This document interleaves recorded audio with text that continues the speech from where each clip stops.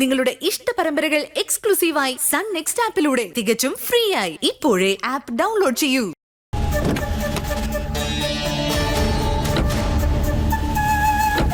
അയ്യോ, സാരിയിലാകെ ബ്ലഡ് ആയല്ലോ.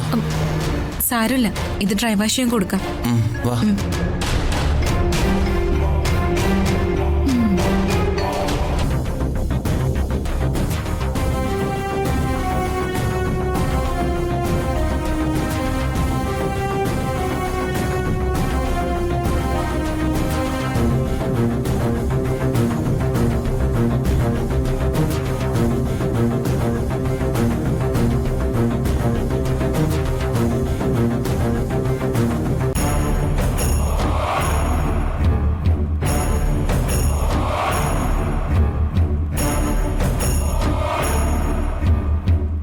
ഒന്ന് നിന്നേ.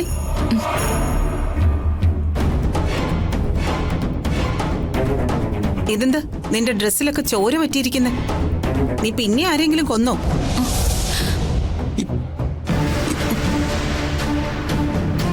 ആരെയും കൊന്നൊന്നുമല്ല.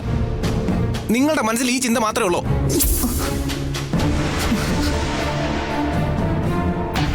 ഒരു പെൺകുട്ടി വീണ് തല പൊട്ടിയപ്പോ അവളെ എടുത്തന്ന് ആശുപത്രി വരെ കൊണ്ടുപോയി. അങ്ങനെ പറ്റിയതാ.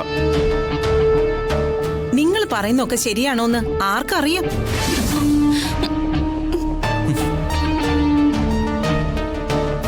ഇനി ഇതിന്റെ പിന്നാലെ പോലീസുകാർ വരുമോ?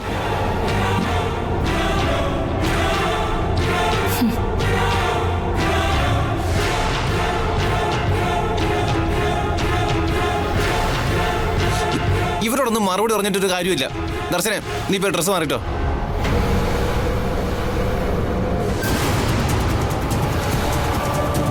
അതെ, എപ്പോഴും ഇങ്ങനെ മറ്റുള്ളവരുടെ കുറ്റവും കുറവും മാത്രം ചിന്തിക്കാതെ ഇടയ്ക്കിടയ്ക്ക് എന്തെങ്കിലും നല്ല കാര്യം കൂടി ചിന്തിക്കണം. എന്താ മോനെ, പോയിട്ടെന്തായി? ഞങ്ങള് അവിടെ ഒരു തെരച്ചിലൊക്കെ നടത്തി. അതിൻ്റെ ഇടയിൽ ഒരു പെൺകുട്ടി വീണ് അവളുടെ തല പൊട്ടി. അവളെ ഹോസ്പിറ്റലിൽ കൊണ്ടുവന്നതിൻ്റെ ഇടയിൽ ദർശനയുടെ ഡ്രസ്സിലൊക്കെ ചോര പറ്റി. അയ്യോ, ഹോസ്പിറ്റലിൽ കൊണ്ടുപോയിട്ട് വരുന്ന വഴിയാ ഞങ്ങള്. ഡ്രസ്സിൽ ചോര ഉണ്ടപ്പോ ഇവിടെ ചിലർക്കൊക്കെ സംശയം. എന്ത് സംശയം? ഞങ്ങള് വേറെ ആരെങ്കിലും കൊന്നിട്ട് വന്നാണോന്ന്. അതാണോ കാര്യം? എന്നിട്ട് ദർശന എവിടെ? ഡ്രസ്സ് മാറാൻ പോയി. ആ, നിങ്ങൾക്ക് വേറെ ജോലിയൊന്നുമില്ലേ? എന്തിനാ ഇങ്ങനെ മറ്റുള്ളവരുടെ മാത്രം കുറ്റം പറയാൻ വേണ്ടി ജീവിക്കുന്നത്? ഇവര് പറയുന്നൊക്കെ സത്യമാണോന്ന് ഞങ്ങൾ എങ്ങനെ അറിയും? ഞങ്ങൾക്ക് നിങ്ങളുടെ ആരുടെ സർട്ടിഫിക്കറ്റ് വേണ്ട. സത്യം എന്താണെന്ന് ഞങ്ങൾക്കറിയാം. അത് മതി.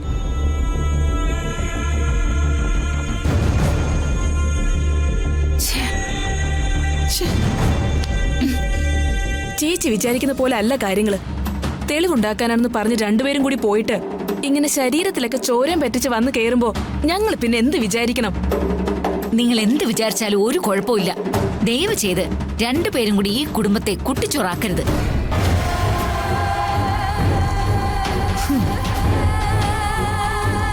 അവരെ കുറ്റം പറഞ്ഞത് ഗീതേച്ചിക്ക് ഇഷ്ടപ്പെട്ടില്ല. ഗീതമ്മയുടെ ഇഷ്ടോ അനിഷ്ടോ ഒക്കെ ഇവിടെ ആര് നോക്കുന്നു? ആർക്ക് എന്ത് തോന്നിയാലും പറയാനുള്ളതൊക്കെ നമ്മൾ പറയുക തന്നെ ചെയ്യും.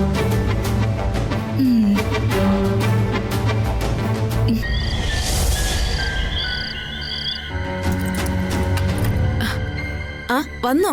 എന്തായി? എടുത്തേ കണ്ടോ? ഇല്ല, കാണാൻ പറ്റിയില്ല. അതെന്താ കാണാൻ പറ്റാത്ത? കാണാനുള്ള അനുവാദം കിട്ടിയില്ല. അതെന്താന്നല്ലേ ചോദിച്ചത്?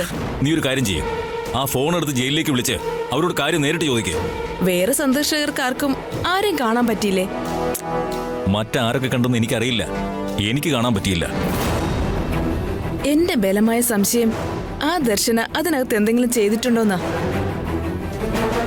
എന്ത് ചെയ്യാൻ? വലിയ IPS കാരനൊക്കെ അവളുടെ കീശയിൽ കിടക്കുന്ന ആളല്ലേ. അമ്മ ആരെയും കാണിക്കരുതെന്ന് ചിലപ്പോ പറഞ്ഞു കാണും. നീ ഇതുപോലൊരു വിവരദോഷിയായിപ്പോയില്ല രഞ്ജിനി. ഒരാളെ കാണാനുള്ള അനുവാദം നൽകുന്നതിന് നിയമപരമായ ഒരുപാട് പ്രശ്നങ്ങളുണ്ട്. നമ്മൾ ചെന്ന് കാണണമെന്ന് പറഞ്ഞാൽ ഉടനെ കാണാനൊന്നും പറ്റില്ല. നിങ്ങൾക്കിപ്പോഴും ഞാൻ പറയുന്ന വിശ്വാസമില്ല. മണ്ടത്തരങ്ങൾ വിശ്വസിക്കാൻ എന്നെ കിട്ടില്ല. എന്തായാലും നാളെ വക്കീലിനെ വിളിച്ചിട്ട് ഒന്നുകൂടി പോകണം. നീ പോയി കുറച്ച് ചൂടുവെള്ളം കൊണ്ടുവാ. അത് പിന്നെ വാ തുറന്നാ മതി, പോയി എടുത്തിട്ട് വാ.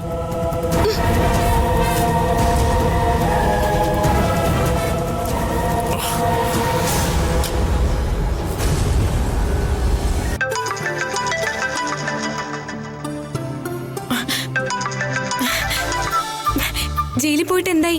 അപ്പച്ചി കണ്ടോ? ധൃതി പിടിക്കാതെ, ഞാൻ എല്ലാം പറയാം. ഞാൻ ഇവിടെ ആകെ ടെൻഷൻ അടിച്ചിരിക്കായിരുന്നു. ഇനി ഒരു ടെൻഷന്റെ ആവശ്യമില്ല. എന്ന് പറഞ്ഞാ? വല്യമ്മയോട് ഞാൻ എല്ലാ കാര്യങ്ങളും പറഞ്ഞു.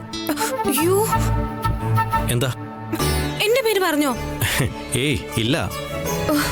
എനിക്കത് വിശ്വസിക്കാൻ കഴിയുന്നില്ല. ഒരു തീരുമാനം എടുത്ത അതിൽ നിന്ന് അണുവിട മാറാത്ത ആളാ മരുവത്തൂരിലെ സുമംഗല അമ്മ. നിഖില് പറഞ്ഞപ്പോ അപ്പച്ചി തീരുമാനം മാറ്റിയെന്ന് പറഞ്ഞ ശരിക്കും എനിക്ക് അത്ഭുതം തോന്നാ. എല്ലാം നമ്മുടെ ഭാഗ്യം. ഞാൻ വല്യമ്മയോട് കൃത്യമായി കാര്യങ്ങൾ പറഞ്ഞു. എനിക്ക് മറ്റൊരു പെൺകുട്ടി ഇഷ്ടമാണെന്നും അഞ്ജനെ ഒരു ഭാര്യയുടെ സ്ഥാനത്ത് എനിക്ക് കാണാൻ സാധിക്കില്ല എന്നും പറഞ്ഞു. എന്നിട്ട് ആദ്യം വല്യമ്മ ഒന്നും മിണ്ടിയില്ല. പക്ഷേ പിന്നെ കാര്യം മനസ്സിലായി. അപ്പൊ എല്ലാം സമ്മതിച്ചു. നിഖിൽ ഇഷ്ടപ്പെടുന്ന പെൺകുട്ടി ഞാനാണെന്ന് അറിയുമ്പോഴോ അന്ന് ഉണ്ടാകാൻ പോകുന്ന കോലാഹലത്തെ കുറിച്ച് വല്ല ചിന്തയുണ്ടോ? അതൊക്കെ ചിന്തിച്ചിട്ട് പ്രേമിക്കാൻ കഴിയുമോ? ജീവിതം ഒന്നേ ഉള്ളു ശ്രേയ. അത് നമുക്കിഷ്ടപ്പെട്ടവരുടെ കൂടെ തന്നെ ജീവിക്കണം. അതല്ലേ നല്ലത്?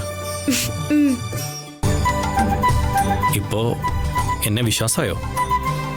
കുറേശ്ശെ ഒരു ചെറിയ വിശ്വാസമൊക്കെ തോന്നി തുടങ്ങിയിട്ടുണ്ട്. മതി, ആ ചെറിയ വിശ്വാസം മതി. ഞാൻ താമസിയാതെ മരുവത്തൂരിലേക്ക് വരുന്നുണ്ട് തന്നെ കാണാൻ. എപ്പോ? ഉടൻ തന്നെ. ഞാൻ കാത്തിരിക്കുകയാണ്. ഈ കാത്തിരിപ്പിന് ഒരു സുഖമുണ്ട് അല്ലേ? ആണോ? എനിക്കറിയില്ല. ശ്രേയേ, മോളെ ശ്രേയേ. അമ്മ വരുന്നുണ്ട്. ഞാൻ ഫോൺ കെട്ടിയ പിന്നെ വിളിക്കാം.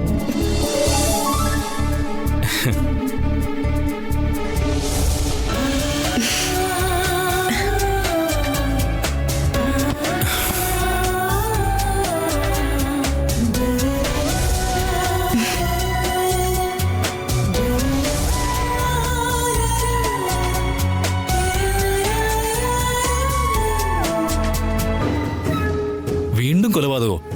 നീ എന്തൊക്കെയാ പറയുന്നത്? ഇല്ലെങ്കിൽ പിന്നെ അവളുടെ ഡ്രസ്സിലൊക്കെ എങ്ങനെ ചോര പറ്റി? എന്റെ സംശയം ശരിയാണെങ്കിൽ വേറെ എന്തോ ഒരു അപകടം സംഭവിച്ചിട്ടുണ്ട്. ദർശനോട് നീ ചോദിച്ചില്ലേ? ആ, ഏതോ ഒരു പെൺകുട്ടി സ്റ്റെപ്പിന്ന് വീണ് തല പൊട്ടി. അവളെ ആശുപത്രിയിൽ കൊണ്ടുപോകാൻ എടുത്തപ്പോ ഡ്രസ്സിൽ ചോര പറ്റി. ഇതൊക്കെയാ അവള് ഞങ്ങളോട് പറഞ്ഞു. പക്ഷേ അതൊന്നും ഞാൻ വിശ്വസിച്ചിട്ടില്ല. ചോര കണ്ടപ്പോ തന്നെ ഞാൻ പോലീസിനെ വിളിക്കാൻ തുടങ്ങിയതാ. എന്നിട്ട് പിന്നെന്താ വിളിക്കാതിരുന്നത്? ഒന്നുകൂടി വ്യക്തമായി അന്വേഷിച്ചിട്ടാകാന്ന് കരുതി. അതെന്തായാലും നന്നായി. അവള് പറഞ്ഞത് സത്യം തന്നെയാ. ഒരു പെൺകുട്ടി സ്റ്റെപ്പിൽ നിന്ന് വീണ് തല പൊട്ടിയതാ. അതേതാ ആ പെൺകുട്ടി? അത് ഞാനന്ന് പറഞ്ഞില്ലേ, ആ സംഭവം നടക്കുമ്പോ അവിടെ ഫോട്ടോ എടുക്കാനായിട്ട് കുറച്ചുപേരുണ്ടായിരുന്നു. ആ, അവളുടെ കൂടെ വന്നൊരു പെൺകുട്ടിയുടെ വീണ് തല പൊട്ടിയത്. അല്ല, അവരെന്തിനാ ഇന്നും വന്നത്? അതൊന്നും എനിക്കറിയില്ല. അന്ന് പക്ഷേ ഫോട്ടോ പൂർണ്ണമായിട്ട് എടുക്കാൻ സാധിച്ചിട്ടുണ്ടാവില്ല. ഇന്നും അതിനായിരിക്കും വന്നിട്ടുണ്ടാവുക. എനിക്കെന്തോ ദർശനിക്കും അവർക്കും തമ്മില് എന്തോ ഒരു ബന്ധം ഉള്ളതുപോലെ തോന്നുന്നു. എന്ത് ബന്ധം? അതൊന്നും എനിക്കറിയില്ല. അല്ല, ആ പിള്ളേര് ഫോട്ടോ എടുക്കാൻ വന്നവരാണെന്നല്ലേ പറഞ്ഞേ? അതെ. അന്ന് നടന്ന സംഭവം ആ പിള്ളേര് കണ്ടു കാണില്ലെന്ന് എന്താ ഉറപ്പ്?